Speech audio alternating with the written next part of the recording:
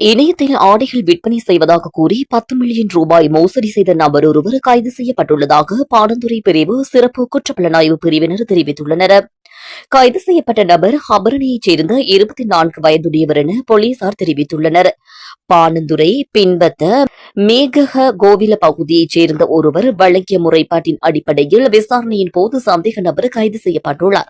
மேலும் சந்தேக நபரின் வங்கிக் கணக்கில் 1 மில்லியன் ரூபாய்க்கு மேல் பரிவர்த்தனை செய்யப்பட்டதாக வங்கி பதிவுகள் தெரிவிக்கின்றன.